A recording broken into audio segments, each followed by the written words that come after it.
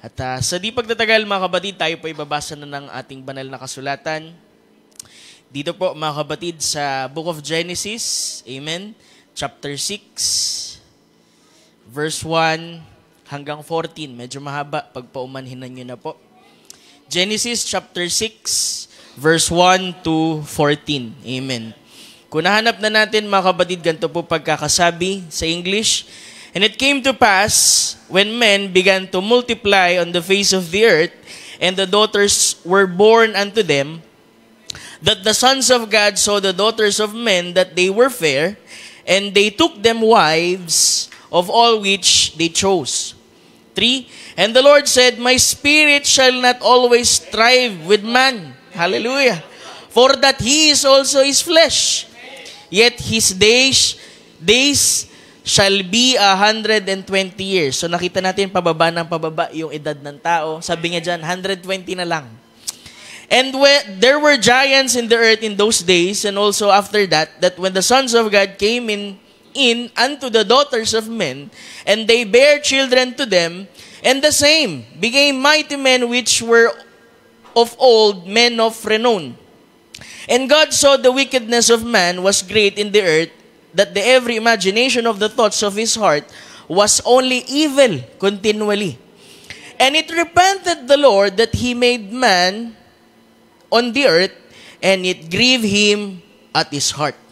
7.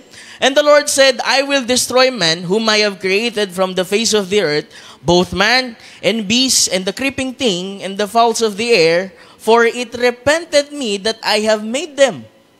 8. Ang ganda ng pagkakasabi sa 8. But Noah found grace in the sight of the Lord. And these are the generations of Noah. Noah was a just man. Ano sabi? Just man and perfect in his generation. And Noah walked with God. And Noah begat 3 sons, Shem, Ham, Japheth. And the earth was also was corrupt before God. And the earth was filled with violence. 12. And God looked upon the earth, and behold, it was corrupt, for all flesh had corrupted his ways upon the earth. And God said unto Noah, The end of all flesh is come before me, for the earth is filled with violence through them. And behold, I will destroy them with the earth. 14. Ano yung way of escape? Make thee an ark of gopher wood. Rooms shall thou make in the ark, and shall pitch it within, and without with pitch. Isa pang scripture, Ephesians chapter 4, verse 30. Ephesians chapter 4, verse 13, sabi dyan, Grieve not the Holy Spirit of God, whereby ye are sealed unto the day of redemption. Tayo po yuyukot mananalangin sa ating Panginoon. Amang banal na may-ari sa aming buhay, ang Diyos ni Abraham, ang Diyos ni Isaac, ang Diyos ni Jacob, ang Diyos ni Jose at aming Diyos, muli kami, Lord, lumalapit sa gabing ito, Panginoon.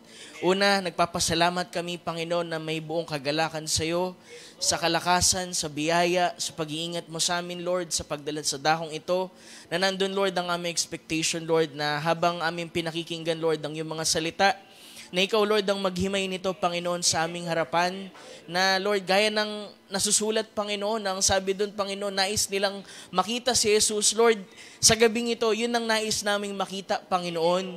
Ikaw na sa anyo ng salita at sa anyo ng banal na Espiritu Santo, na kumilos, Lord, sa aming kalagitnaan, nabuksan mo, Lord, ang lahat ng daraanan, Lord, ng iyong mga salita, na ang bawat isa, Panginoon, sa dakong ito, Lord, ay mapagpala, Lord, sa iyo po mga salita na ano man ang mga pangangailangan nila, Lord, habang sila'y narito at lumalapit, ipagkaloob mo po, Panginoon, na wag mong iwan, Lord, na ang kanilang puso sa kanilang expectation, Lord, na uuwi, O Diyos, na hindi nila nakuha, Panginoon, ang pagpapala, Panginoon, na laan mo para sa kanila.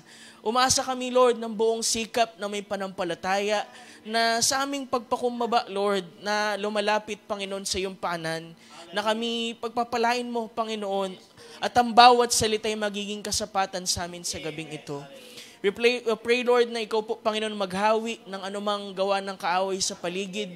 Consecrate this place, Lord, na ibigay mo, Panginoon, ng vindication, Lord, ng iyong salita, sa pamamagitan, Lord, ng iyong pong presensya.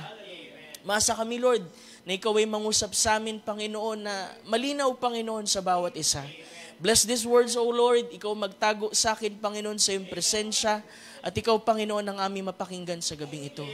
Maraming salamat, O Diyos, sa namin tinatagubilin ang buong lahat ng ito, Panginoon, sa iyong dakil at matamis na pangalan, Panginoong Hesus.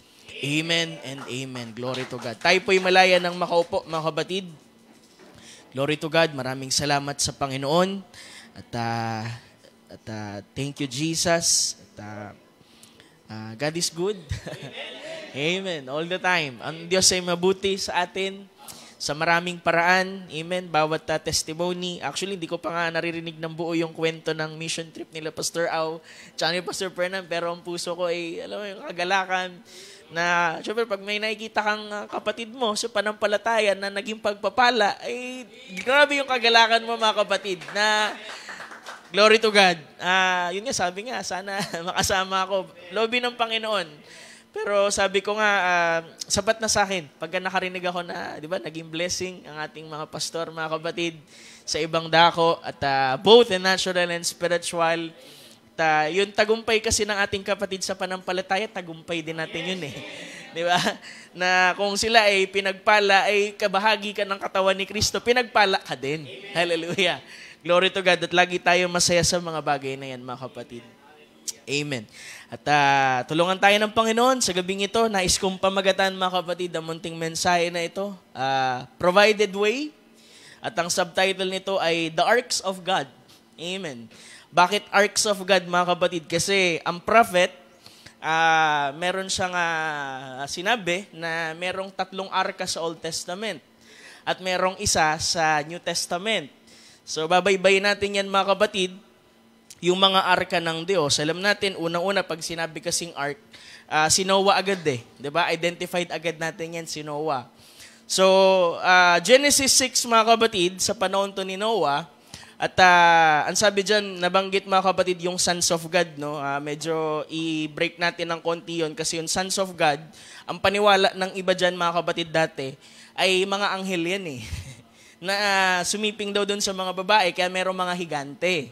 Pero ang sabi ng prophet doon, yung sons of God dyan ay mula doon sa binhi po ni Seth.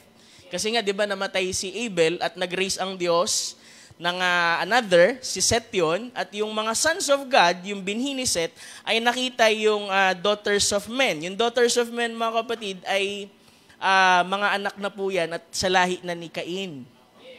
Kaya nga, nagkaroon ng mixing ng blood kasi trail of the serpent yan, mga kapatid, galing doon sa binhi ng serpente, kaya merong mga higante, kaya merong Goliath, mga kapatid.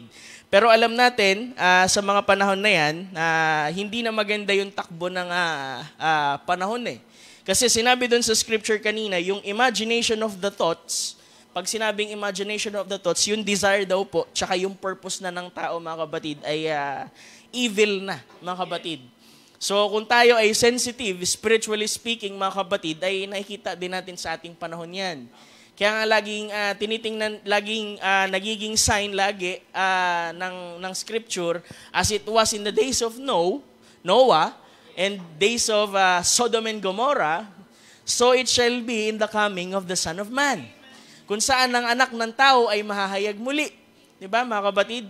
At alam natin, nahayag yan sa atin, mga kapatid, 1963. Mga kapatid, na ang anak ng tao ay muling nahayag sa pamamagitan ng anak ng tao. Sa English, a man revealing the Son of Man. Mga kapatid, dahil wala namang ibang itinataas ang mensahe at ang mensahero maliban ng anak ng tao, ang ating Panginoong Jesucristo. At sa lahat ng mga pagtitipo na yan, mga kapatid, kahit naman ang mensahe, kung babalikan ninyo, ang sinasabi lagi, mga kapatid, ang tinuturo, mga kapatid, ng mensahe, walang iba naman, kundi ang ating Panginoong Jesucristo. Dahil sabi doon sa principal theme ng mensahe, mga kapatid, si Kristo lahat yun. Christ in all ages, mga kapatid, siya pa din. Kaya itong arka na ito, mga kapatid, sa time ni Noah, amen, ay isang malaking yung types and shadows, yung mga bagay na parating at na-identify natin na kung paanong sa panahon ni Noah, mga kapatid, kaunti lang yung naligtas. Amen. I believe nasa minority lang din, mga kapatid, ang bahagi ng Diyos sa huling panahon. Amen. Kaya yung pakikibaka sa paglilingkod sa Panginoon, talagang hindi naman din kasi paramihan eh. Pero kung pagkalooban ka ng Diyos na malaki rin yung responsibility mo. Hallelujah. At kung actually mas marami, mga kapatid, mas marami din pakibaka, trials, pero kung ngayon yung portion ng Diyos na binigay sa iyo at gampanin, mga kapatid, alam niya kasi na kaya mo. Amen. Hindi ka pwedeng bigyan ng Diyos na isang gampanin, mga kapatid, na hindi kaya ng balikat mo. Kaya nga yung mga lalaki, mga kapatid, di ba, sa lalaki, ang malapad yung balikat dahil sila yung nagbabata, yung burden. Sa babae, yung balakang, kasi sila yung nagluluwal ng buhay, mga kapatid. So, alam natin, sa time na yan, mga kapatid, merong isa lang na nakasumpong ng biyaya. So, laging biyaya, mga kapatid. Sa lahat ng bahagi sa buhay na ito, biyaya. Sa kabutihan ng Panginoon, yung kagalingan sa biyaya ng ating Panginoon. Di ba, kung ba't ka nakakapaglingkod, tumatayo, nakakaawit sa biyaya lang din ng ating Panginoon. Kaya nga, walang pwedeng tao magmamapuri eh. Di ba? Ang sarap, mga kapatid, kapag nakikita mo ang buhay mo, mga kapatid, nakapagpatuloy ka, hindi dahil sa sarili mong lakas, kundi sa biyaya lang ng Panginoon. Hallelujah. Na ang tanging itinataas mo lang sa buhay mo, ang Panginoon lang din. Mga kapatid, di ba? Kasi hindi tayo pwedeng magpapuri bilang tao. Dahil kung tayo lang, ay siguro matagal na tayong huminto. Pero dahil merong bahagi ang Diyos doon sa puso ng tao, mga kapatid, na idiniposit niya, mga kapatid, meron laging nagpupush sa'yo. Meron ka nararamdaman na hatak, sabi nung awit kanina, na hindi mo mapigilan talaga, mga kapatid. Dahil kung sa laman lang, pwede mong gawin kung anong gusto mong gawin. Kung wala ang word, mga kapatid, sa buhay na ito, lahat pwede mong gawin eh. Pero dahil merong word, mga kapatid, na nagko-correct sa'yo at nananatili na ang Diyos ay nandyan, mga kapatid, hindi mo magawa-gawa yung mga bagay na alam mong hindi karapat-dapat sa Diyos, mga kapatid. Kasi meron siyang deposit, mga kapatid. Hallelujah. Sabi dyan sa scripture kanina, kung babalikan natin, it repented the Lord. Sabi din ng prophet, kinorek niya yan, na hindi ibig sabihin nun, nagkamali ang Diyos. Ang sabi ng repent lang kasi is, nagbago lang yung kanyang isip. Kasi ang plano naman niya talaga, di ba doon sa Genesis 1 pa lang lahat ay mabuti.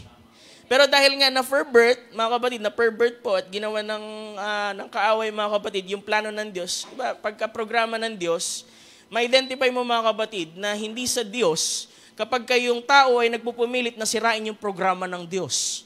Kasi gawain nyo ng kaaway, mga kapatid Di ba? Kahit yung mga tao na hindi gumagalaw doon sa loob ng programa, sabi doon, kapag meron daw isang tao, mga kapatid, parte siya ng programa at hindi niya ginagampanan yung kanyang programa doon sa Diyos, alam mo, pinaparalyze niya yung buong programa. Kaya mas mainam, mga kapatid, mag-submit ka na lang doon sa programa ng Diyos, mga kapatid. Nang sa ganun, makaalis na tayo, mga kapatid. Makaalis na tayo dito, mga kapatid. Dahil kung sa laman lang, medyo pagod na tayo, di ba? Nagpapagal tayo. Pero mga kapatid, dahil merong promisa ang Diyos, nananatili tayo, mga kapatid, na sumusulong pa rin, nagpapatuloy pa rin kahit na maraming sirkumstansya, mga kapatid. So balikan natin si Noah. Banggitin natin, mga kapatid, yung sinabi ng Diyos patungkol kay Noah dyan, mga kapatid, sa, saan ba yun? 8. Sabi nung 9, tinan nyo yung 9, mga kapatid. Himayin lang natin ng konti. Sabi dyan, Noah was a just man, perfect in his generation, and Noah walked with God.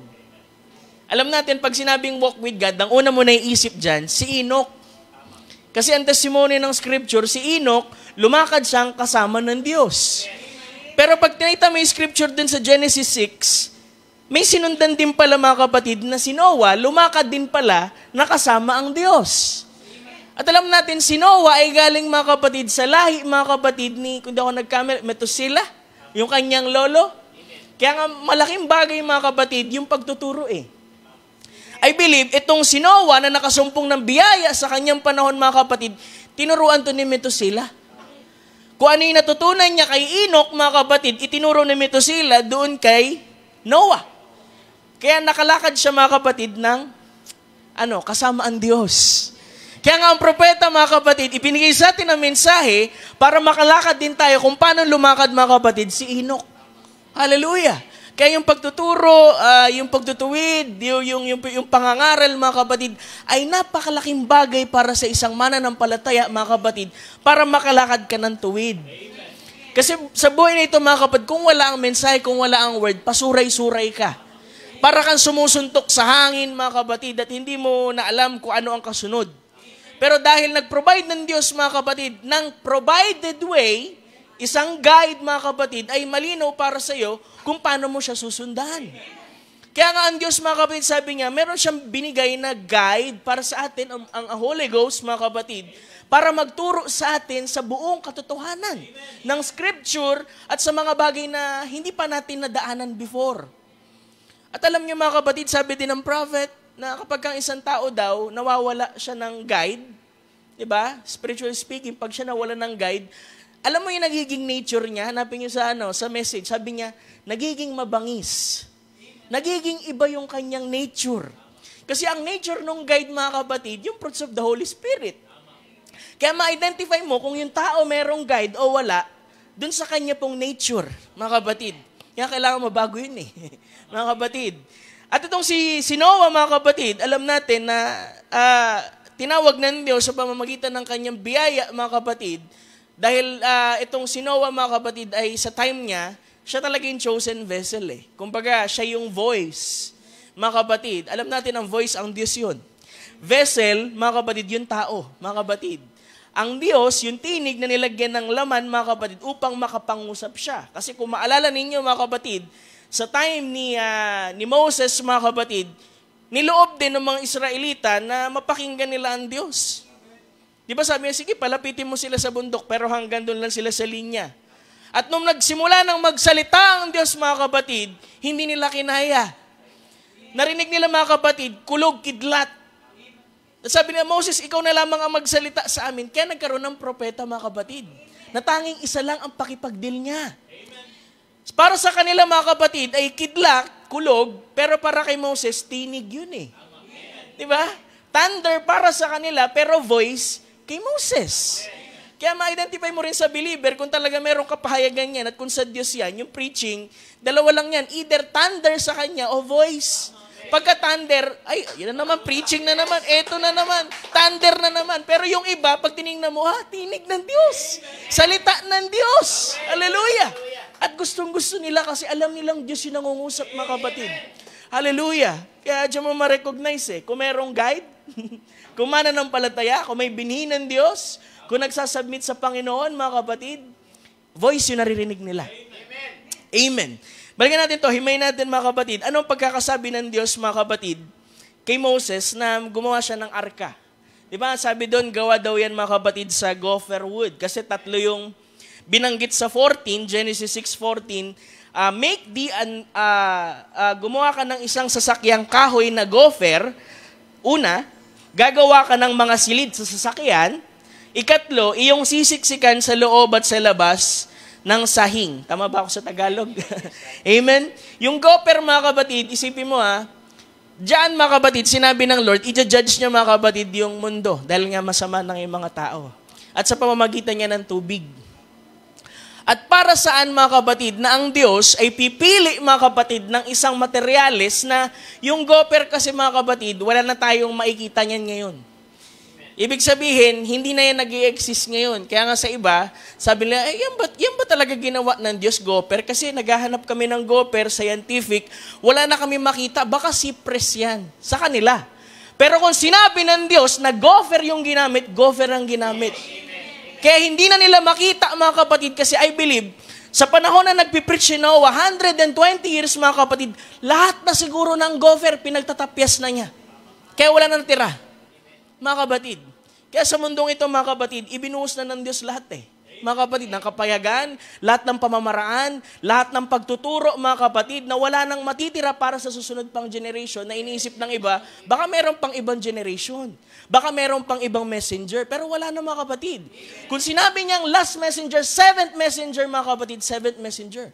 Kung sinabi niyang huli, mga kapatid, na propeta, mga kapatid, siya yung huli, mga kapatid. Ano sabi dyan, kumuha ng gopher? Pastor, ano ba yung gopher? Yung gopher, mga kapatid, para daw po pala yung spongha na sumisip-sip, mga kapatid, ng likido, tubig. So paano kaparaanan na ang Diyos pipili ng isang materyales, mga kapatid, na parang kabaliktaran ata? Kasi dahil ang judgment, tubig, pero bakit ang gusto ng Diyos kumuha ng kahoy na, alam mo yun, malambot, sumisip-sip ng tubig, Di ba ganyan minsan kasi yung pamantayan ng tao, hindi pamantayan ng Diyos. Yung isip ng Diyos ay hindi isip ng tao, mga kapatid. Meron siyang purpose, mga kapatid. Bakit niya kinuha yan? Kasi yung gopher, mga kapatid, alam mo yung materialis ng gopher, ano yan pliable, sabi ng prophet, yung madaling imolde. Madaling bali-baliin, mga kapatid, para magawa mo kung ano yung uri ng shape na gusto mo. Kaya mga kapatid, sa believer din, mga kapatid, kung gopher din yung pagka-materialis niyan, mga kapatid, madali rin i-mold. Madali rin gawin, mga kapatid, kung ano yung nais mo sa kanya. Kasi magsasubmit siya, mga kapatid, doon sa kung ano yung molde na gusto nung kanyang master, mga kapatid. Hallelujah! At ang sabi doon, mga kapatid, yung puno na yan, mga kapatid, I believe, marami siguro tinapyas dyan si Noah, mga kapatid, na kahoy. Kasi malaki yung arka yung sukat. Dahil ang sabi doon ay by pairs, yung pinapasok ng mga hayop doon, mga kapatid. Kaya malaki din yung pagpapagal ni Noah dyan. Habang siya'y nangangaral, mga kapatid, ay gumagawa siya doon sa kanyang arka. Nang sabi doon, mga kapatid, ganito yung sukat Moses, amen, na ito yung mga materyales, ito yung dapat mong gawin. At ang sabi doon, mga kapatid, na sabihin natin, nagawa na ni Moses, ay ni Noah, mga kapatid, yung arka. Diba, okay na, perfect na Pero sabi niya, hindi, gawa mo pa yan ng 3 bahagi. Mamaya, himayin natin yung mga kapatid, 3 bahagi pa. Amen. At ang sabi dun sa pinakahuli, sa 14, shall pitch it within and without with pitch. Sa Tagalog, iyong sisiksikan sa loob at sa labas ng sahing. Kasi mga kapatid, yung materials na kahoy, dahil nga spongha siya, so kung ilalagay mo yan sa tubig, mga kapatid, sisip-sipin niya yung tubig. Maaari, mga kapatid, na makapagpasimula siya, naaangat siya ng bahagya, pero dahil nga sinisip-sip niya yung tubig, mga kapatid, lulubog din siya kalaunan. Kaya ang Diyos, malinaw yung kanyang instruction, mga kapatid, na sabi niya, Noah, pahiran mo yan ng sahing dun sa loob, tsaka dun sa labas. Sabi niya, isipin natin, ba't kaya sa loob, tsaka sa labas? Sabi sa Ephesians 4:30, grieve not the Holy Spirit, whereby you are sealed until the day of your redemption. Amen. Napakalaking responsibility niyan. Lalo na sa mga taong merong Holy Ghost. Mga taong nag-aakala o nagkiklaim na sila may Holy Ghost. Kasi yung mga kapag-grieve niyan, mga kapatid, yung taong may Holy Ghost din mga kapatid. Diyan, pagkakasabi, mga kapatid, lalagyan mo ng sahing sa loob, tsaka sa labas. Kasi mga kapatid, yung sahing pala na yun, mga kapatid, ay yun pala yung magpapatibay, mga kapatid, dun sa bahagi ng loob tsaka labas.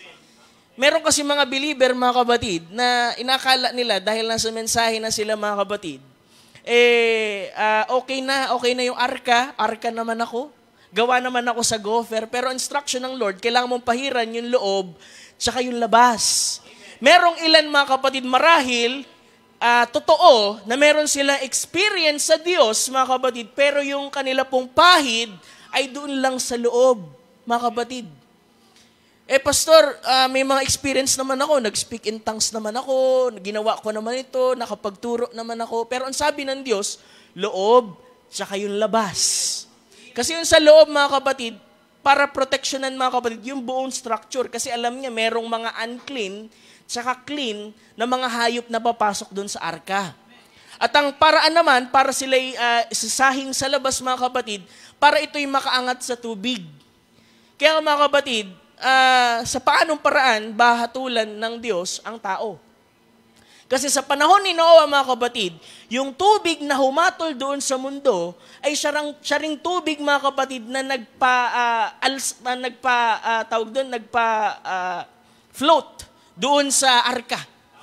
Mga kapatid, di ba? Kasi sinasabi ng iba, hindi, sa ganitong church, Presbyterian, Baptist, ganito sa ganitong paraan nakatulan ng Diyos. Hindi. Kung ano ang ginamit ng Diyos, mga kapatid, bilang kanyang paghatol sa mundo, yun din ang paraan, mga kapatid, para sila'y mapaalis, mga kapatid, doon sa parating na destruction. Kaya ang Diyos, nag-provide siya ng arka na dapat mong pasukan. Itong arka na to, mga kapatid, na nilagyan ng sahing, shortcutin na natin, Holy Ghost yan Holy Spirit yan sa loob, tsaka sa labas. Kasi merong tao, mga kapatid, marahil naka-experience sila, mga kapatid, pero yun ay outward lang, mga kapatid, na anointing. Flesh anointing lang. Pero ang hinihingi, mga kapatid, ng mensahe ng scripture, mga kapatid, sa loob at dun sa labas. Hindi lamang basta experience, mga kapatid. Kasi pagka-experience lang, mga kapatid, marahil hanggang dun lang eh. Kasi ang Diyos, mga kapatid, malinaw yung kanyang instruction na binigay kay Noah, mga kapatid, nang sa ganun, makaangat yung pong arka. Kasi merong mga believer, kuminsan, mga kapatid, na inakala nila dahil na meron sila eksperyensya at lahat, mga kapatid, ay kaya na nila makapagpatuloy nang walang sahing sa labas at dun sa loob, mga kapatid. Dahil ang totoong nagpatibay, mga kapatid, dun sa gopher, mga kapatid, yung pong sahing. Mga kapatid, yung pong Holy Ghost. Kaya marahil, mga kapatid, pinangakuan tayo ng Diyos, mga kapatid, na tayo patawarin sa kasalanan tayo, pero hindi sinabi ng Diyos na makakaalis tayo dun sa mga sirkumstansya, yung persecution, yung mga trials, mga kapatid. Hindi sinabi ng Diyos, mga kapatid, na habang tayo'y nandoon sa arka, mga kapatid, hindi na tayo babanggain ng malalaking alon, merong mga bato, merong mga kapatid, sirkumstansya, pero nagpapasalamat tayo sa Panginoon dahil merong sahing, mga kapatid, na ipinahid sa atin, mga kapatid, hindi lamang dun sa labas, kundi doon po sa loob, mga kapatid. Na yun ang totoo nagpatibay sa believer. Kasi kung ikaw lang, nagpapatuloy ka, mga kapatid, na wala, mga kapatid, yung sahing na yan, yung Holy Spirit na yan, mga kapatid, hihinto ka. Maaari kang lumubog sa kalagitnaan. Pwede marahil sa umpisa, umaangat ka, pero dahil sa tindi ng hangin at ng bagyo, mga kapatid, mga pagsubok, maaari kang lumubog kung walang sahing sa loob at sa labas. At ang sabi niyan, mga kapatid, ito yung bagay na nagpaangat, di ba, yung sahing. Kasi, mga kapatid, yung po palang pagpahid ng ganon, dun sa kahoy ng gopher, pag tinignan mo sa Leviticus daw yan, mga kapatid, ang tinutukoy po pala dyan ay atonement. Yung dugo, mga kapatid, tumitipo sa ating Panginoon. Kasi another tree, yung binuksan, mga kapatid, o pinitpit, mga kapatid, ni Noah, para ma-produce yung sahing. Kaya, mga kapatid, sa isang mga mananampalataya din, mga kapatid, huwag ka na magtaka, bakit parang pinipilipit ka sa mga eksperyensya. Kasi, mga kapatid, meron ding gustong i-produce ang Lord mula sa'yo Minsan, dun mo makikita yung substance, mga kapatid, ng isang mananampalataya, hindi dun sa mga mountain tops of glory o maluluwalhating bagay, pero pag nandun ka na sa valley, mga kapatid, dahil kung ano yung natutunan mo dun sa bundok, pag nandun ka na sa valley, mga kapatid, dun malalaman kung talagang na-absorb mo, kung talagang naipahid sa'yo. Kasi madali, mga kapatid, na, alam mo yun, magbigay ka ng impression, di ba? Kaya ako, naniniwala ako, hindi sa tagal mo sa mensahe. Kasi merong iba, mga kapatid, dahil nakala nila matagal na sila sa message, ay rapture na sila. Magre-relax na sila. Hindi, tagal ko na sa message, pastor. Dami ko nang alam, pati 7 seal, kabisado ko na. Kahit balibalik ta rin mo sa akin yan, kabisado ko yan. Pero, mga kapatid, sa mata ng Diyos, marahil merong nauuna, pero sa mata ng Diyos, nahuhuli na. Merong mga nahuhuli, pero sa mata ng Diyos, nauuna, mga kapatid. Kaya maging mapagbantay tayo dyan, mga kapatid. Huwag tayong mag-relax. Sa Ephesians, mga kapatid, nag-relax sila, mga kapatid. Kaya yung mga believer na nagre-relax, be careful, mga kapatid. Hallelujah. Glory to God. Sabi pa dyan, gagawa siya ng 3 bahagi. Diba? Yung 3 bahagi, wala na may ibang tinutukoy yan, kundi yung 3 bahagi din na nandun dapat sa believer. Justification, sanctification, baptism of the Holy Ghost. Kasi merong paglalagakan bawat bahagi. Dahil alam natin, mga kapatid, nung dumating ang justification, may pinaglagakan, mga kapatid, yung mensahe ni Luther, mga kapatid, dun sa kanyang bahagi na yun. Hindi lamang basta faith, nagpatuloy yun, mga kapatid, hanggang sanctification sa time ni Wesley. Hanggang dun sa pinakataas, mga kapatid, ang baptism of the Holy Ghost. At pagka tinignan mo pa yung arkan, sabi doon, isa lang daw, mga kapatid, ang bintana niyan. Ang bintana niyan doon sa taas. Hallelujah. Na sa buhay na ito, mga kapatid, di ka nakatingin kay brother, kay sister, doon ka nakatingin kay Lord Doon ka nakatingin, mga kapatid, kung ano, mga kapatid, ang dealing ng Lord sa iyo, mga kapatid, kung saan ka dadalhin. Kasi hindi lamang 40 days, 40 nights tumagal yung baha dyan Kung ako nagkamali, 150 days. Kung ako nagkamali.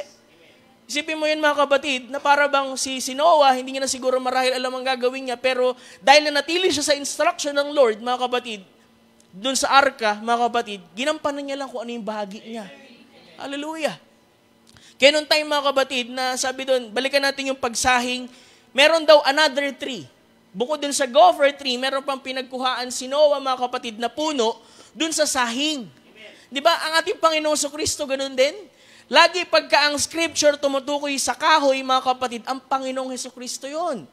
Pagka ang scripture tumutukoy din sa kahoy, yung believer din yun. Di ba? Sabi sa Psalm, kung balikan niyo, mga kapatid, yung Psalm chapter 1, verse 3. Di ba? Unang-una pa.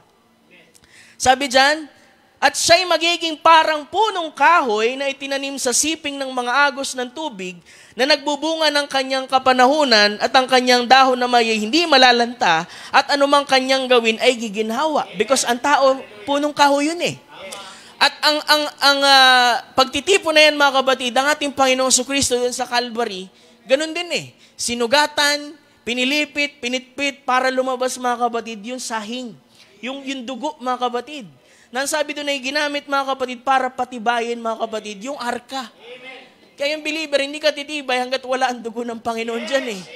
Kahit sabihin mong believer ka, kung wala yung token dyan, yung life, mga kapatid, hallelujah, mga kapatid, nagpe-presume lang tayo. Hallelujah.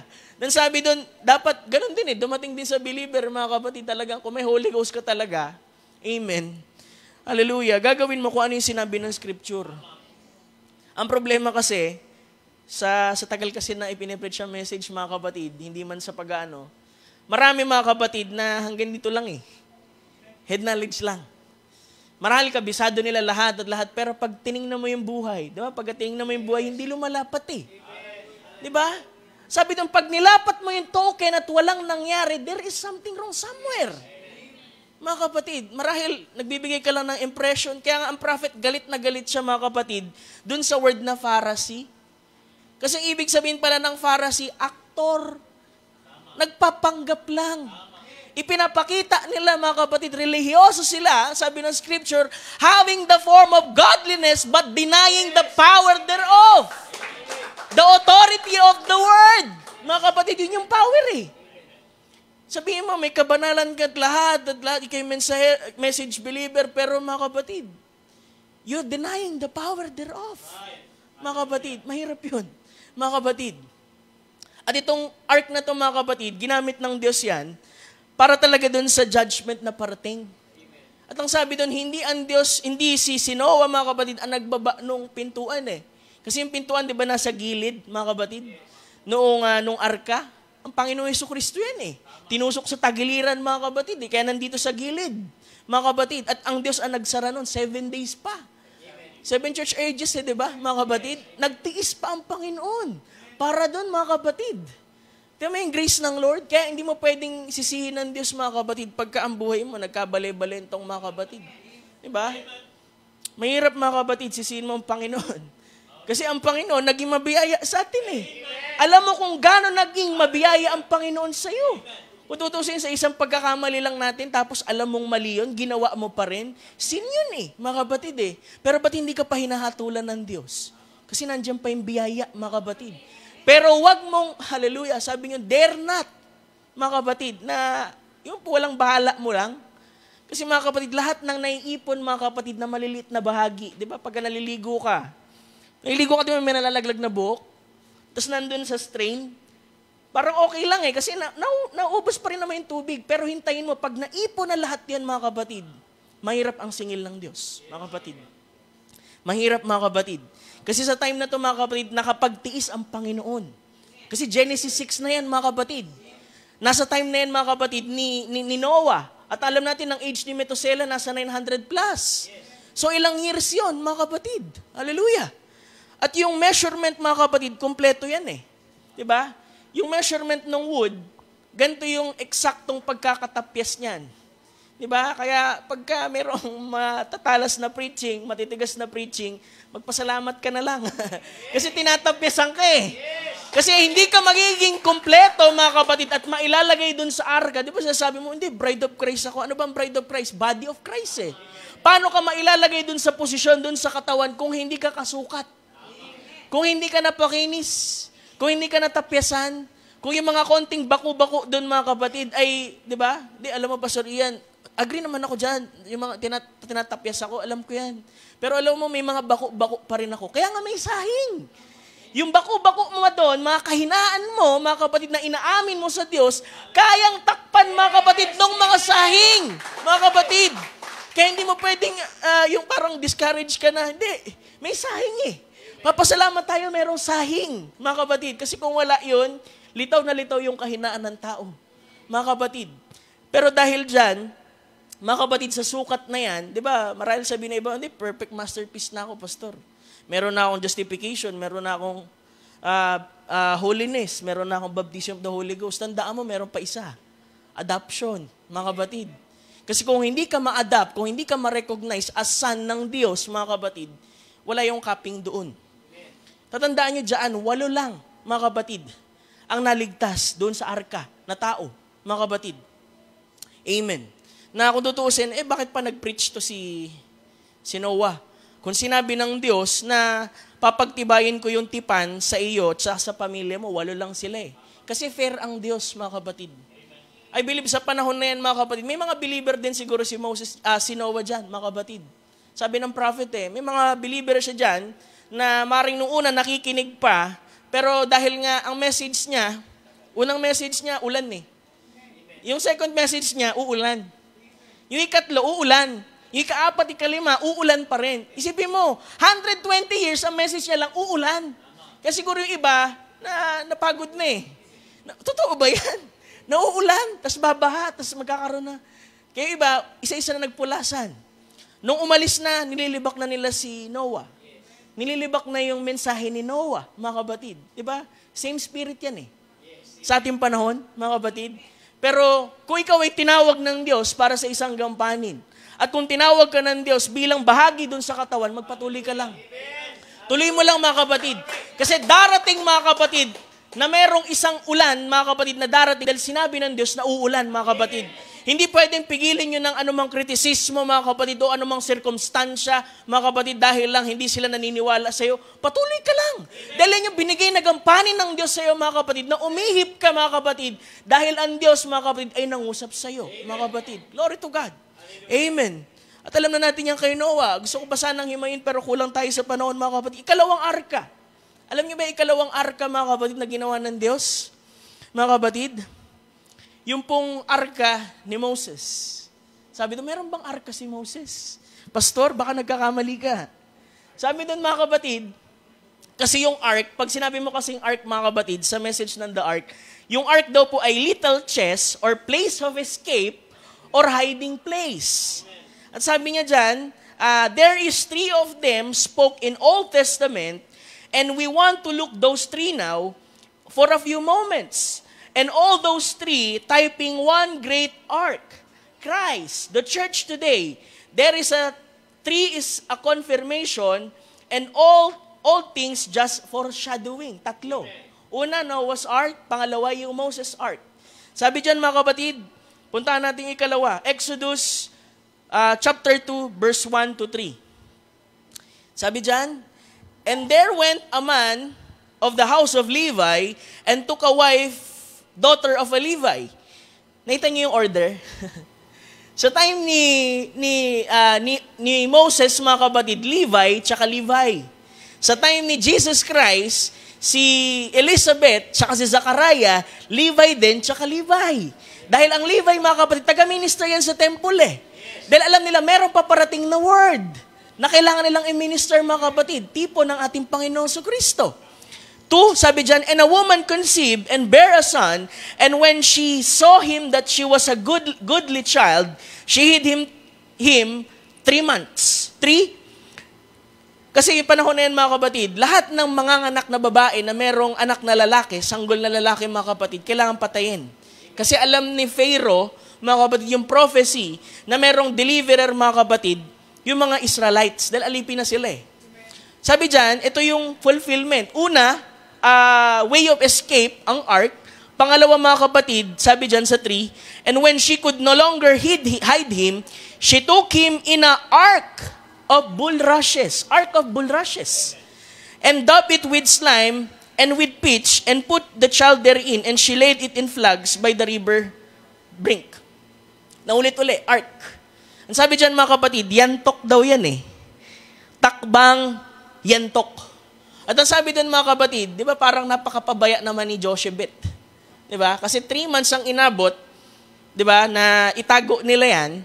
At ang sabi nung kasama nila, alam mo, yung batang yan, Diyos ang nagbigay sa atin. Kapag sinikap nating itago yan, mawawala siya sa atin. Ibig sabihin, papatayin eh. Kasi malalaman niya ni Pharaoh. Pero sabi, kung pababayaan natin, pakakawalan natin, iaalay natin siya sa Diyos, magagawa natin siyang makip, mapanatili. Kaya sabi doon, si Jochebed, may inspiration, kaya malaking bagay inspiration eh. Gumawa siya mga kapatid ng basket, nagawa mga kapatid doon sa bulrushes, nilagay niya doon mga kapatid si Moses. Pero sabi doon, nilagyan daw ng slime, tsaka nung with pitch. Naulit na naman, mga kapatid. Na yun daw ay nilagyan mga kapatid ng slime. Yung slime daw mga kapatid, para daw maitaboy mga kapatid yung mga alligator, yung mga crocodile.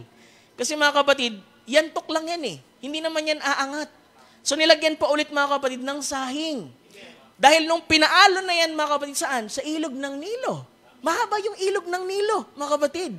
At wala si Jochebed doon mga kapatid para ingatan siya kasi paanurin na siya doon. Ang sabi doon, nilagyan ulit niya ng sahing. Kaya mga kapatid, yung tao may Holy Ghost mga kapatid, hindi mo problema para itabo yung mga, alam mo, masamang spirito. Ang hingin mo sa Diyos, bigyan ka ng sahing. Bigyan ka ng sahing dun sa loob at labas mga kapatid para ingatan ka, mga kapatid. Hallelujah. Na kahit ilagay ka ng Diyos sa iba't ibang dako, mga kapatid, alam mo, ang pagtitiwala mo, mga kapatid, ay nandoon sa sahing, sa ating Panginoon. Parang napakapabaya, mga kapatid, para sa isang nanay, mga kapatid, na ilagay siya sa isang basket, tapos paano rin, mga kapatid, sa ilog ng Nilo. Di ba? Pero hindi eh. Kasi yung nanay, nagtitiwala sila sa Diyos na pinaglilingkuran nila. Kaya yung inspiration ng babae, mga kapatid, na si Jochebed, tama eh. Pinaalon niya, at dumating sa time na pulot yun ng anak ni Pharaoh, tapos ibinalik ulit sa kanya. Para alagaan, mga kapatid. At bata pa lang si Jochebed, mga kapatid, tinuturuan na siya, mga kapatid. Kaya ang prophet nangaral din, the 5th gospel. Alam niyo ba 5 ebanghelyo? Di ba meron mga Matthew, Mark, Luke, John? Sabi ng prophet, merong 5 ebanghelyo. The 5th gospel is motherhood. Kasi merong sacred things na 3 ang isang babae na dapat niyang panghawakan. Yung sacred, mga kapatid, na virtue, bilang isang maiden, bilang isang dalaga. 2, yung kanyang bedding ground, pagiging babae niya. At 3, mga kapatid, yung motherhood. Kasi dun sa motherhood, malaki na yung ituturo mo dun eh.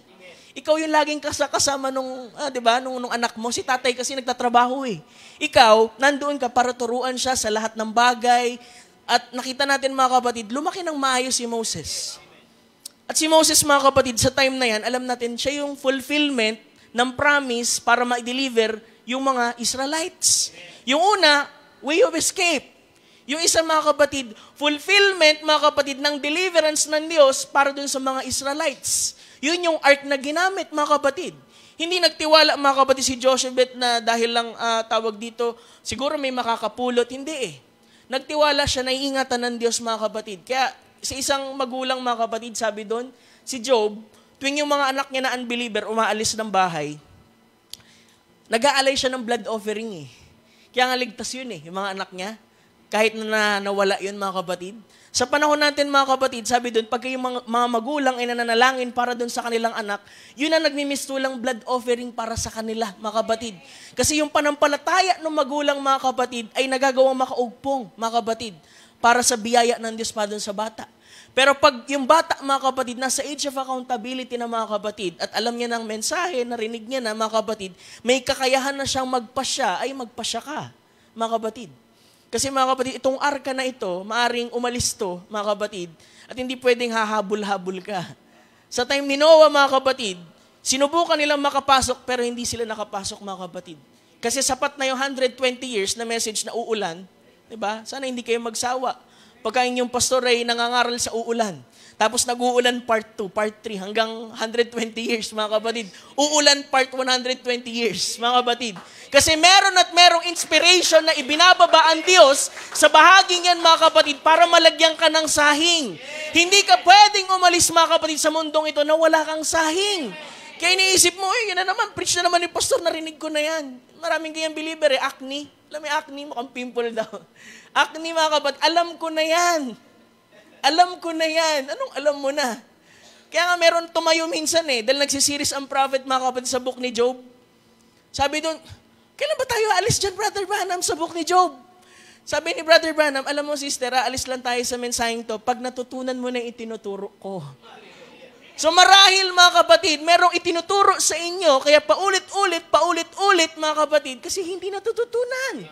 Ang Diyos, di ba ang prophet, pagka ang Diyos nangusap sa prophet, sabihin mo sa kanya.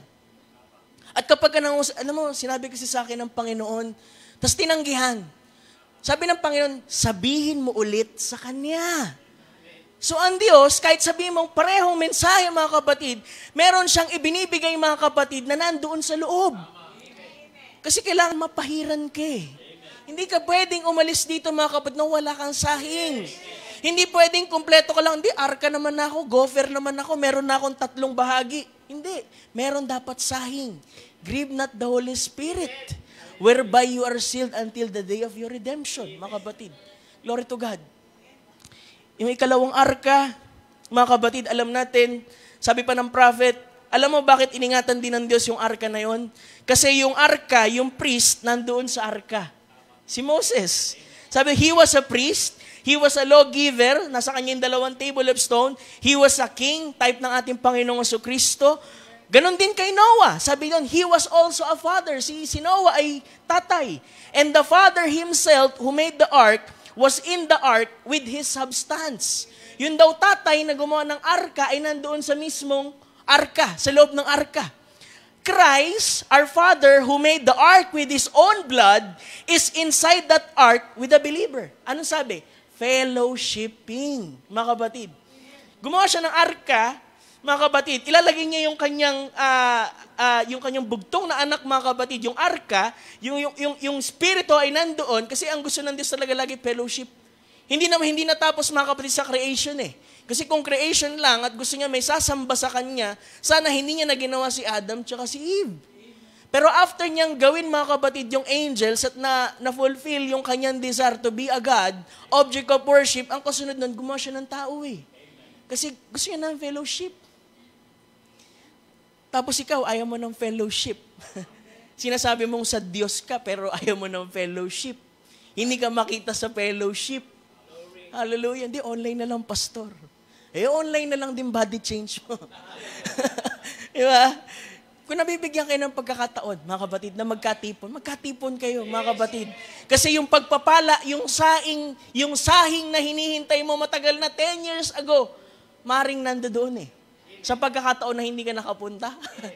Di ba? Inisip mo, hindi Lord, kasi ang dami ko, itong struggle na to, hindi ko mapagtagumpayan, Lord wala ka sa fellowship na yon. Nandun pala yung sahing. Na-miss mo. Di ba?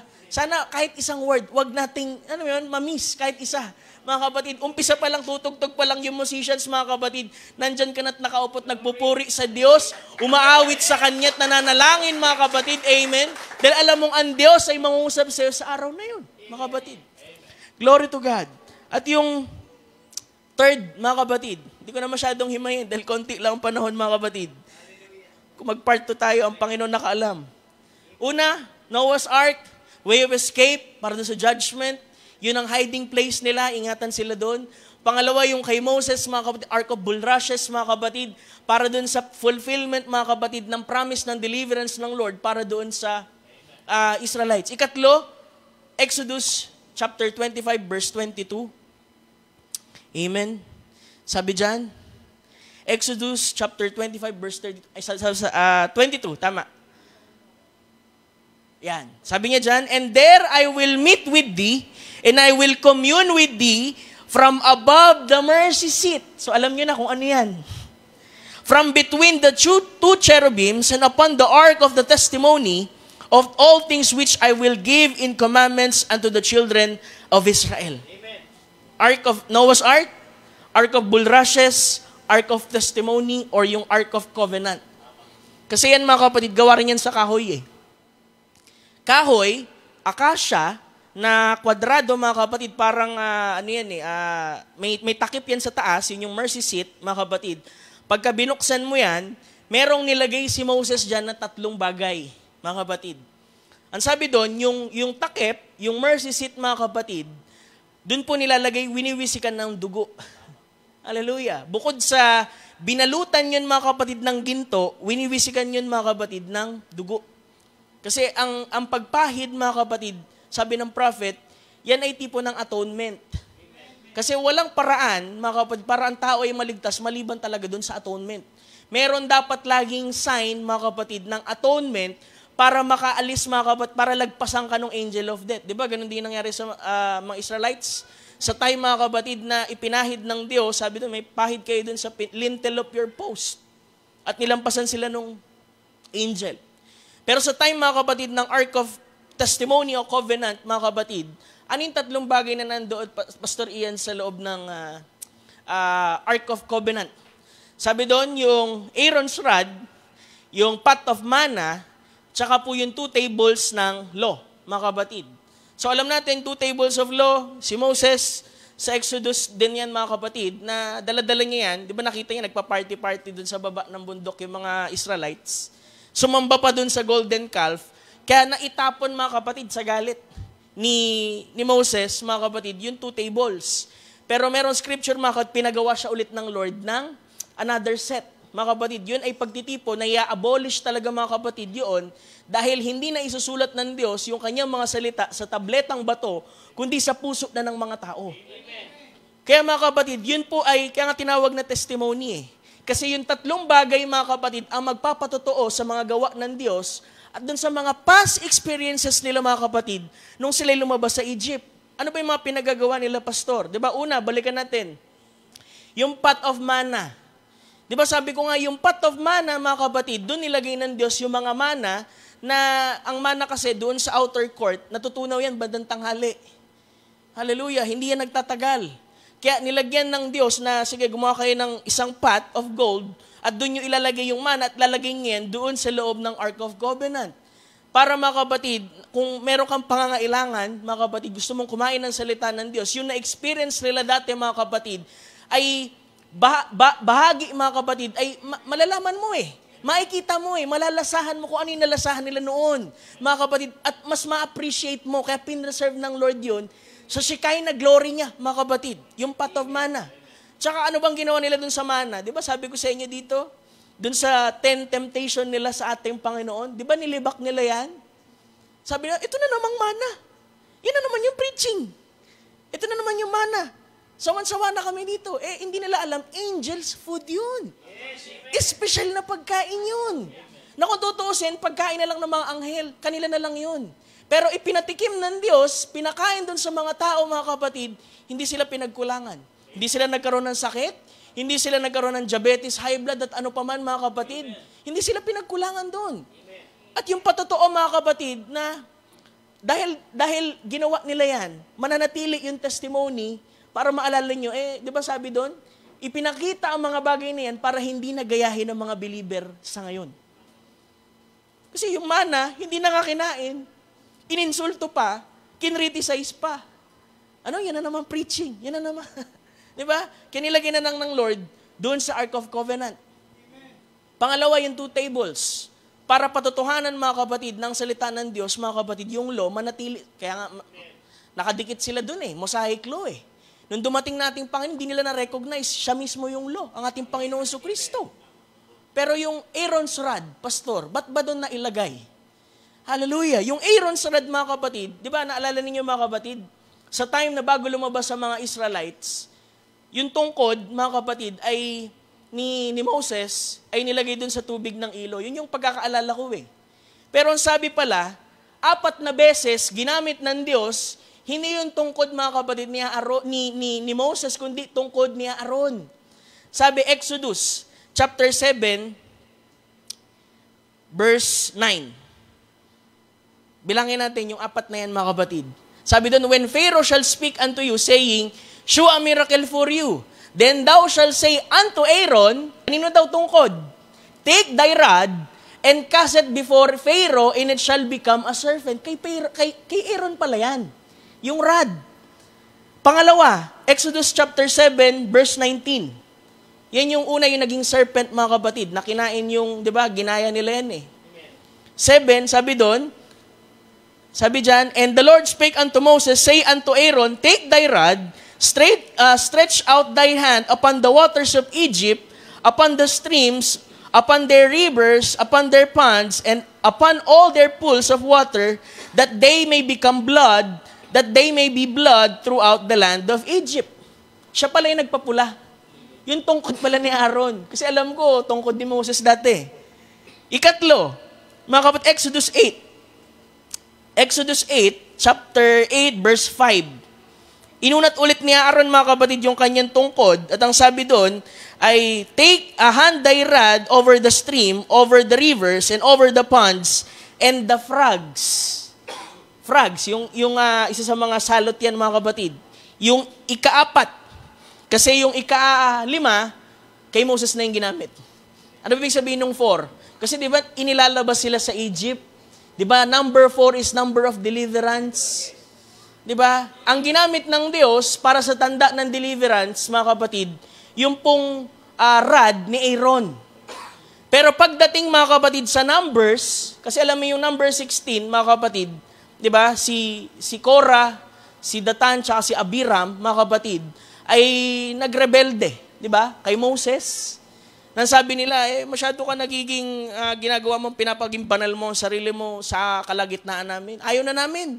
Tapos, kumuha pa sila ng 100 plus pa, mga kapatid, na mga head per tribes na sinulsulan pa nila para tumalikod kay Moses. Kasi ang kagustuhan, mga kapatid, ni Korah, tsaka ng mga kasama niya, makuha yung priesthood. Kasi si Aaron, mga kapatid, napakabata ni Aaron.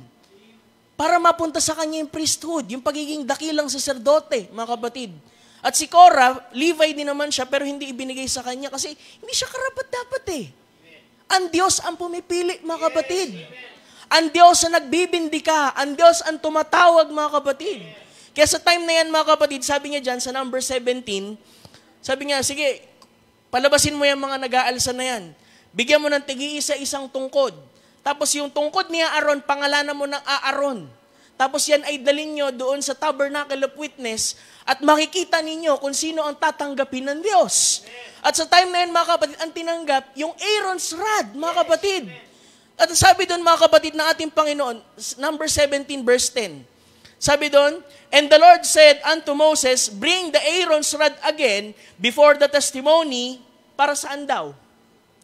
To be kept for a token against the rebels.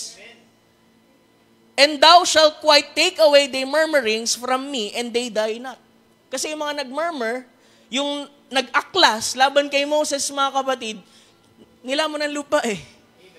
Kaya nanatili, mga kapatid, yung Aaron's rod doon sa ark, mga kapatid, bilang patotoo, huwag niyong gawin. Lahat ng ginawa nila, mga kapatid, doon sa 10 tables, doon sa pot of manna, tsaka doon sa Aaron's rod, ay patotoo ng Diyos na huwag niyong gawin. Kasi sa tanging paraan, mga kapatid, kung saan nakaposisyon yung tatlong bahagi, doon nangungusap ang Diyos kay Moses sa kung anong instruction ang ibibigay para sa kanila sa pagpapatuloy nila, mga kapatid, sa pagtawid sa promised land.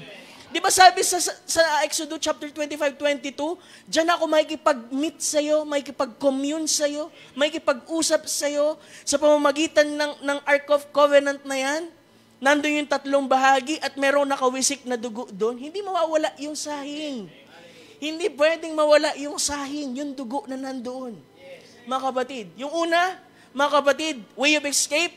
Pangalawa, fulfillment ng deliverance ng Diyos. Ikatlo, yung Ark of Covenant, favor yun ng Lord eh. Habang nasa kanila ang Ark of Covenant, mga kapatid, ang favor ng Lord na nanatili sa kanila. Pero pagka ang salita ng Diyos ay wala na sa iyo at hindi na nananatili sa iyo, hindi na obligado ang Diyos sa iyo sa lakad mo. Hallelujah! Kaya kailangan manatili yung ark na yun, mga kapatid, sa iyo. Mga kapatid, Glory to God. Ikaapat. Ano yung ikaapat na ark, Pastor? Walang iba ang ating Panginoong Jesucristo. Sabi niya, 3 sa Old Testament, 1 sa New Testament. Kasi yung arka na yun, mga kapatid, yun ang ginamit, mga kapatid, ng ating Diyos para ilabas, mga kapatid, yun nandun sa Judaism, mga kapatid, at ilabas sila dun sa relihiyong ngayon at ilagay sa Kristyanismo. Di ba sabi ng prophet, merong 3 Exodus. Ang una yung lumabas sila sa Egypt. Yung ikalawa, ang ating Panginoong Jesucristo, mga kapatid, na nilabas sila dun sa Mosaic Law, patungo, mga kapatid, dun sa grace. Asan yung atonement dun, Pastor? Yung Calvary. Yung bleeding word, mga kapatid, na nandun sa Calvary, na kapag hindi nila tinanggap, mananatili ang kanilang mga kasalanan na hindi pinatawad. Diba? Pero hindi nila na-recognize yung ark eh. Diba? Kahit sabihin mo, 3.5 years lang naman nangaral ang ating Panginoon Jesucristo, Pastor. Kahit pa 2 araw o 2 linggo lang na nangaral yung pastor mo, kung nandun yung sahing, mga kapatid, at sabihin nun, after nun rapture na, di sayang. Mga kapatid, hindi ka napahiran, mga kapatid. Kaya ating Panginoong Jesucristo, nung tinusok siya sa tagiliran, yun ang tipo nung unang arka eh. Kaya sa tagiliran, mga kapatid, nakabukas yun eh. Diba yung prophet, mga kapatid, meron siyang kinondem last time na sa experience niya. Sabi yung babae na nandun sa parang kainan yun eh. Sabi doon, alam mo, sana gunawin na lang ng Diyos kung ganyan na lang din yung, di ba? Tapos nagpakita ang vision ng Lord sa kanya. Sabi doon sa aklat, condemn. Tapos nakikita niya, mga kapatid, merong ulap, di ba? Merong humaharang, mga kapatid, doon sa kasalanan eh. May humaharang, may ulap. Sabi doon, Lord, ano ba yan? Sabi, yan yung mga kasalanan mo. Pero bumubunggo lang kasi merong atonement doon. Kaya sabi niya, Lord, patawarin mo ako sa pag-iisip ko ng hindi maganda, ganyan. Kaya sabi doon, mga kapatid, nakita sa vision, kumuha ng dugo doon sa tagiliran at ipinahid doon sa pangalan na forgiven. Pinatawad siya at silapitan niya yung babae, may siyang tawad doon eh. Hindi niya alam, mga kapatid, binhi pala ng Diyos. Kaya nung nagkaroon sila ng pananalangin doon, para nagkaroon doon ng revival. Kahit yung mga taong unbeliever doon, mga kapatid, nagbigay ng reverence, mga kapatid, doon sa prophet. Amen. Alam mo, buti pa yung unbeliever eh. Nagbigay ng reverence doon sa prophet eh. Na-recognize, mga kapatid. Alam niyo, mga kapatid, bakit ganun yung attitude ng mga Israelites kay Moses? Ang sabi ng prophet, kasi hindi nila na-recognize ang office, mga kapatid, ni Moses as a prophet pastoral ministry. Sabi doon, they are never ready to receive Him. Kaya nila nire-reject, mga kapatid. Hindi tao yung nire-reject nila eh. Office yun eh, mga kapatid. Office yun eh, nire-reject nila eh. Kaya mga kapatid, nung sabi nila, talaga, kumuha na lang tayo ng bagong kapitan. Kapitan lang ang tingin nila kay Moses. Tao lang ang tingin nila kay Moses. Hindi nila nakita, mga kapatid, na siya'y laman, binalutan ng laman, pero yung tinig, Diyos yun, mga kapatid. Kasi mali sila ng tingin eh. Kala nila, mga kapatid, tao lang si Moses eh. I believe, tao lang. Pero siya'y pinatnubayan ng Diyos. Kaya ang sabi ng Diyos kay Joshua, as I was with Moses. Kasi ang Diyos hindi umalis kay Moses, mga kapatid. Doon lang sa time na hinampas niya yung bato, mga kapatid, na 2 beses. Diba yung ika-4 na arka ang ating Panginoong Jesucristo? Diba? Pastor, diba sabi mo kanina, 3 bahagi din. Kasi ang ating Panginoong Jesucristo, ginampanan niya high priest. Diba? Sabi doon, sa ibang pagkakataon, mahimay natin Tabernacle of Congregation, mga kapatid. 3 bahagi. Pag unang pasok mo sa outer court, mga kapatid, nandoon yung hain. Lilinisan mo yun. Justification. Pagpasok mo sa pangalawa, mga kapatid, yung mga priest na yan, yung holiness, mga kapatid, second na part ng tabernacle, ay nagmi-minister siya doon. Kaya nga nangaral ang ating Panginoong Jesucristo, 3.5 years. Pagdating sa 3, mga kapatid, alam natin, nung namatay ang ating Panginoong Jesucristo sa Calvary, at yung kanyang katawan iwan doon sa grave ng 3 araw, at nung umakyat, mga kapatid, na-recognize siya ni Mary, ang sabi doon ay, huwag mo muna akong hawakan, hindi pa ako nakakaakyat. Kasi gagampanan niya pa yung priesthood. Kaya nung umakyat siya, ang sabi ng prophet, nung nilagay na yung katawan sa kanang kamay ng Diyos, ay ibinalik yung spirito doon sa church. Kaya dun sa first communion nila mga kapatid, dumating ang ating Panginoon at ang sabi, hawakan niyo yung butas, tinanggap yung hain. Nagampanan ko yung pagiging high priest at pinatawad sila mga kapatid. Kaya kung sino man nasasampalataya sa ating Panginoong Kristo, bilang ikaapat na arka mga kapatid, nandun ang pabor ng Diyos, nandun ang way of escape, nandun ang fulfillment ng mga promisa ng Diyos, mga kapatid. And I believe mga kapatid, apat ng arka. Merong ikalima, mga kapatid. Alam niyo kung ano yung ikalima? Yung mensahe, mga kapatid.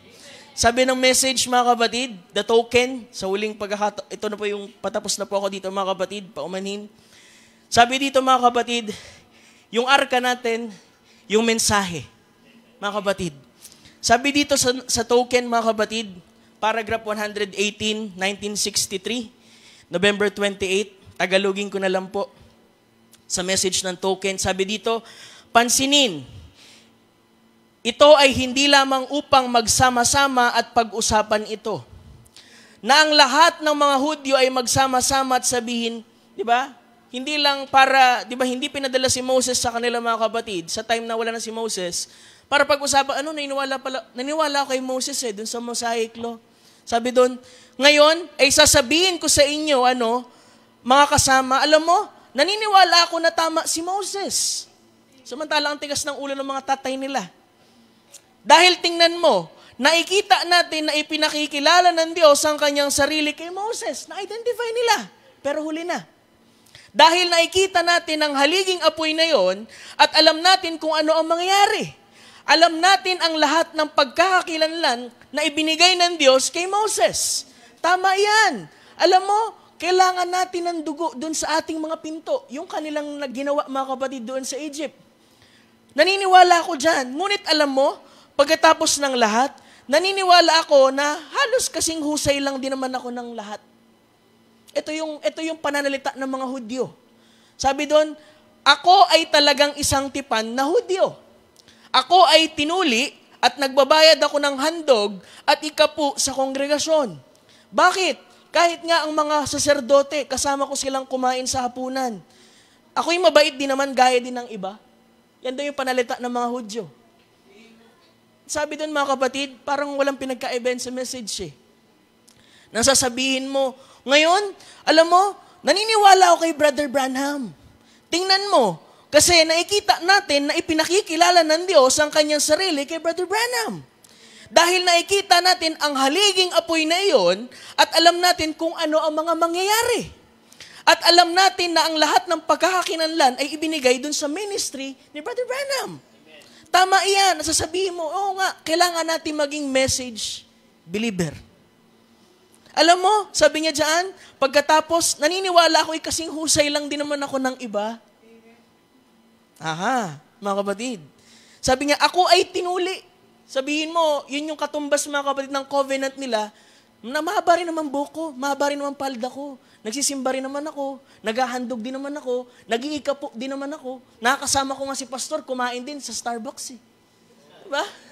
Mga kapatid, kagaya din ako ng iba. Di ba ganyan yung reason out ng iba Diba? Pero sabi dito, hindi tayo nagsama-sama para pag-usapan ang tungkol sa mensahe. Diba? Yung iba dyan, wag na pala i-preach Hindi. Ang sabi dyan, mga kapatid, hindi tayo narito para sa pagsimpatya sa mensahe. Tayo ay nagsama-sama upang makapasok sa mensahe. At ang mensahe ay si Kristo. Siya ang salita, tama iyan, tayo ay papapasukin ito at sa ilalim nito, opo, Ginoo, iyon ang dapat nating gawin. Wala siyang pananagutan sa sinumang tao mula sa ilalim ng dugo, kahit sino pa siya, kahit wala siyang pananagutan. Kailangan dalhin ng lahat, hindi lamang ang kanyang sarili, kundi ang kanyang buong pamilya. Ligtas lang sila kapag ipinakita ang tanda. Sabi doon, ligtas lang sila kapag ipinakita ang tanda. Hindi tayo makakaramdam na tayo'y ligtas hanggat hindi ipinapakita ang tanda na ito. Tama iyan. Dapat kang sumailalim sa tanda nito, ang banal na Espiritu Santo ng Diyos, at ipinapakita nito sa iyo si Jesucristo. Dahil ito'y dumarating at nabubuhay sa iyo. Mga kapatid, di ba? Hindi parang, naniniwala kay Brother Branham, pero yung buhay mo hindi naniniwala sa mensahe. Ibig ko sabihin, hindi lumalapat, hindi nakikita. Yung iba kasi magaling sa ganito eh. Di ba? Ako mga kapatid, kahit ganito ka pa, discern na discern kita. Hallelujah. Hindi mo pa, tapos loloko-loko yung pastor mo, kunwari ano ka. Ay nako mga kapatid. That's discernment, mga kapatid. Glory to God. Huling quote na po. Sabi dito, token uli. At kung ang buhay ni Jesucristo ay nabubuhay sa tao, siya ay makikilala sa Kanya. Nasa sayo si Kristo. Hindi isang miyembro ng simbahan, hindi isang sistema, ngunit isang muling nabuhay sa kapangyarihan, the resurrection, mga kapatid. Ito ang Espiritu Santo, grieve not the Holy Spirit, mga kapatid.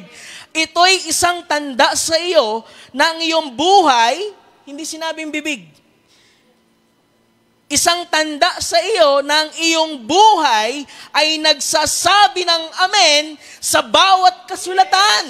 Ang pangako ay nakasulat doon. Hindi sinabing ang bibig mo ay nag-aamen. Yung buhay, mga kapatid, ay nag-aamen doon sa scripture, mga kapatid. Yun ang katunayan na merong sahing. Hindi pwedeng kumpleto na tayo. Alam na natin yung 3 stages ng work of grace, pero yung sahing, wala pa doon. Delikado. Pag dumating yung destruction, mga kapatid, paano ka lulutang? Hallelujah. At wala ka na sa iyong sarili, kayo ay kay Kristo. Hindi mo na iniisip ang mga iniisip mo. Hindi mo na iniisip ang mga iniisip at sasabihin mo, sa palagay ko. Walang pakialam ng Diyos sa palagay mo. Ang pakialam ng Diyos kung ano yung sinabi niya, kung sinusunod mo ba, mga kapatid. Wala kang iniisip na darating. Ang buhay na nakay Kristo ay nasa sa iyo at ang isip na nakay Kristo ay nasa sa iyo. Ang mga gawa na nakay Kristo ay nasa sa iyo at si Kristo mismo ay nasa sa iyo. Ikaw ay patay na at ang iyong buhay ay nakatago sa Diyos sa pamamagitan ni Jesucristo.